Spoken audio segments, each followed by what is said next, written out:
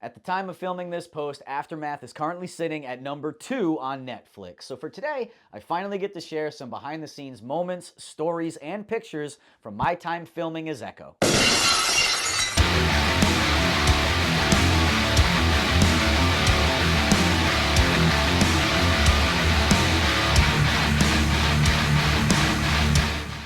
Well, now y'all know what some of those shots are in my opening sequence here on YouTube, and some of those shots actually have some great stories attached to them, so let's get into it. But just a warning, at this point, there are potentially going to be some spoilers if you haven't seen the movie. So if you haven't, stop. Go watch it on Netflix, maybe get it to number 1, and then come back. So in this scene, my character Echo is standing on the back of a truck, and he has our hero aim down sight, basically dead to rights. And even though it looks like Echo has the upper hand, he doesn't, because our hero is a much better shot, and nails Echo in the face, sending him flying back onto the hood of a Lincoln Continental, which if you know, you know. That car is built like a boat, it is heavy, it hurts. But thankfully for my pro wrestling background, to me, I'm like, it's okay, it's a back bump, we're good. So I'm good, but as far as production goes, not so much. You see, this Lincoln was the only one they had, so if the car took any damage during the bump, we'd ultimately have to shut down production for a little while so they could repair it to keep continuity going, and that just wouldn't be a good thing. We're adding hours to production at this point. So the bump really had to be controlled. But I'm a pro, man. Set up the crash mats. Let's start practicing. So I'm off to the side while they're setting up the shot. I'm bumping on crash pad, bump after bump after bump. Then we finally get it set up on the car, and we started then thinning out the crash pads at that point until we got to a point of control where everybody felt like, you know what, we're good. Whatever's going to happen is going to happen. Let's set up and go for the shot. So I get into position. Our director cues me to take the bump. I land on the hood, and you know what happened? Nothing, baby. No damage at all, which gave everybody enough confidence to do, you know what? Let's do one more for safety. Everybody reset. And as I'm getting into position, our director comes over to me and he goes, hey, we can totally use that first shot. Are you sure you want to do another one for safety? We don't have to if you're not up for it. But I can tell you guys right now, I was so jacked up on adrenaline and caffeine. I'm like, nah, let's go. Another bump, baby. Let's do it. I'll get into position right now. I'll take a bullet for you, Patrick. Okay, I didn't go that level like out loud, but internal, that's where I was to the level of hyped up. So I get in position, but now this time, production's getting in my ear and they're going, hey, just go for it. Everything will be good. Just go for it. We're fine. Really go for it this time. So now I'm even that much more jacked up. And when I get cued by the director this time to take a bump, in my mind, I am Jeff Hardy coming off the top of a ladder. And I hurl myself into the hood of this Lincoln Continental. And you want to know what happened this time, dude? Nothing! Again! Which was a super humbling moment for me. Because in my 5'7" frame, in all that military gear, at full force, still wasn't enough to even dent the hood a little bit. Talk about a humbling moment as a little guy. Which, you know what, is a great segue into how Mason Gooding unintentionally humbled me, and how him and Dylan inspired me to start taking my health and wellness a little more seriously. You see, going into filming, I was definitely still rocking that COVID dad bod, and I am a very stereotypical New Englander who loves his Dunkin', which I was getting every morning on my way to set. And then one morning when I get there, I'm stepping outside of my trailer so I can go head over for morning military training. I've still got my coffee cake muffin in one hand, I got my Dunkin' iced coffee in the other, and then I see Mason walking across the lot, making his way to hair and makeup, shirtless, with a cup of tea, and he goes, hey, good morning, man. And I give, the coffee raise of acknowledgement. Morning, brother. Let's make a movie.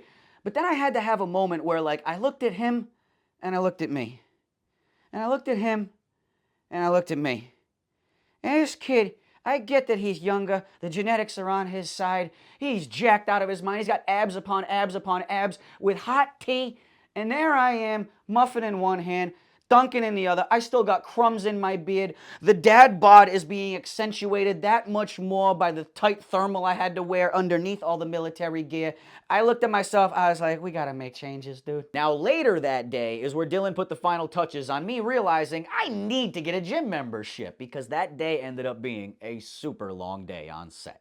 And as the final shots are being set up, I hear Dylan go over to a PA assistant. Very kindly, he goes, hey, would you happen to know how much longer we might have? I'd still like to get a workout in if I can. Just trying to plan my night. Thanks. Now that caught my attention because I'm like, a workout, huh? What? What the hell is he talking about? I'm standing here spacing out. thinking, okay, we get our final shots. The 5 p.m. traffic's already gone from Boston, so I'll get home that much faster. I'll have dinner, get a shower, still be plenty of time to hop on, play Call of Duty with the boys. Hey, this is going to be a good night. We come back to work tomorrow. Here we go. But here's our star, our leading man, and all he can think about after just as long of a day is thinking, I still got to get my workout in. I was like, oh man, it's true. There is something to this level of the business, needing to make sure you are in shape and really taking care of your wellness. So once we wrapped up that production, I finally bit my tongue and got a gym membership and have stayed consistent with it. Now I'll admit, it's not my favorite thing. I'm not going to act like I love the gym. I understand how people can, but for me, I can come from a place of fully admitting I may not enjoy going to the gym all the time, but I have never left the gym feeling like, ugh, that made me feel terrible. What a waste of time. Never happened. I always feel good when I leave there. So now that we got a couple of stories out of the way, here's a video of me arriving to set on my first day and realizing that for the first time in my career, I had my own trailer. I don't know whether to cry or laugh, bro. It's my trailer. Look at this. Look at the bathroom shower. It's a fucking hotel room on wheels.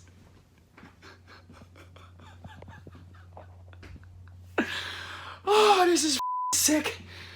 Now, as much fun as that was, 2 weeks later is when Deech and Lockman came to set, and then that trailer became her trailer, and then I went and shared a trailer with my boy who played Foxtrot, Jason Martinez. Now, I want to let it be known, this was not Deechin kicking me out of the trailer. This is a production thing. It's very common in the business for a much larger star to have another actor move to another trailer, and plus, I was already bonding with Jay. We were totally cool with sharing a trailer, and I'll even go as far as to say Deechin's trailer setup way nicer than mine. Hers was like a zen zone. There were like candles and scents and chill music. Mine was set up more like a frat trailer where we had snacks in the fridge and all my friends kept coming over to play Nintendo Switch. And you know what? Speaking of friends on set, let me share another video with you of what was by far my favorite personal connection I made while filming. I found my favorite friend on set. Yeah, good boy. I know that siren was so scary. They set off the air raid siren and you just heard him start howling, so I came over to calm him down. I know, there's been so many big booms. So many big booms. But you're a good boy, aren't you? Oh, yes, you are.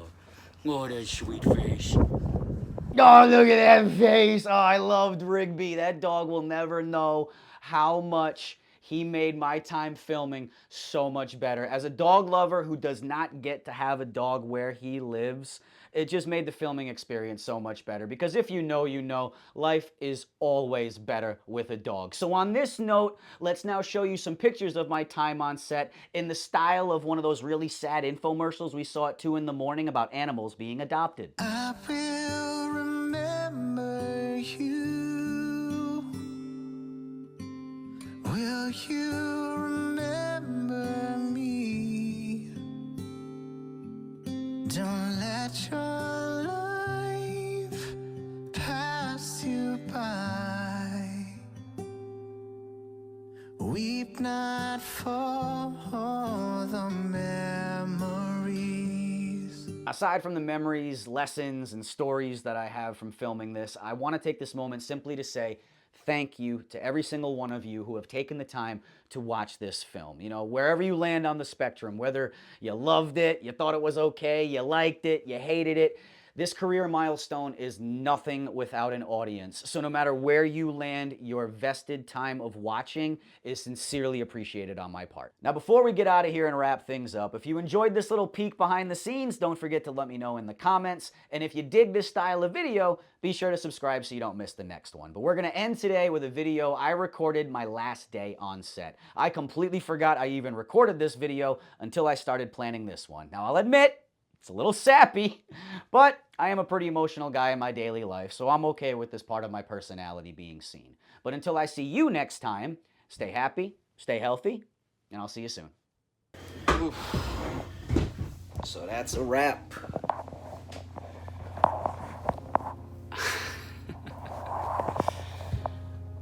This is surreal to be able to reach the end of this small part of the journey, you know, before we start the next part. I feel spoiled. I really do. The crew and the cast that we had with this production, I was surrounded by some of the greatest people you will ever meet, genuinely. And everyone from top to bottom just had this incredible way of not making me feel like I was just a talented actor.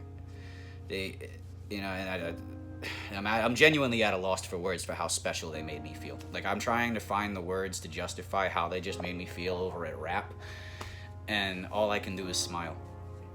They had some incredible words to say, but they made me feel like I wasn't just wanted here on set as an actor. They made me feel like I was wanted to be here personally, and you really can't put a price on that, on other people just wanting you to be around.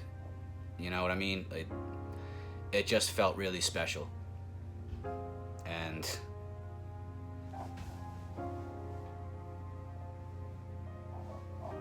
sorry, I just gotta soak this all in again real quick. This is the last time I'm gonna look at what was my first trailer.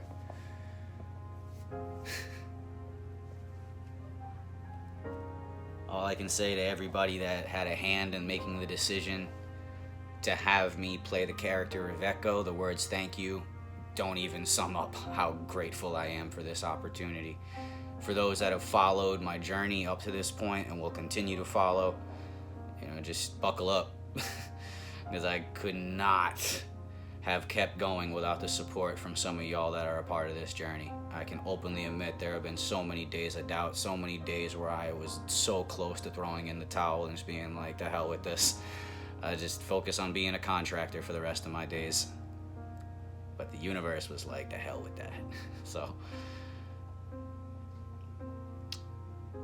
thank you.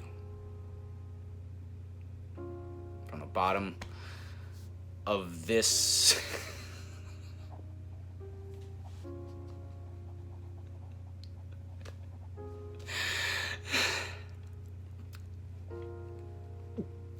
come from a broken family in a very rundown town in the smallest state of the country.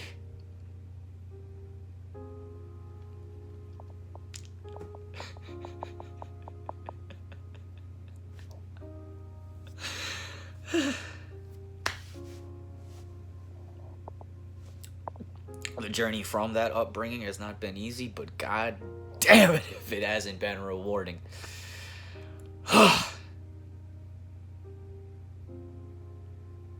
It's a great day to be alive.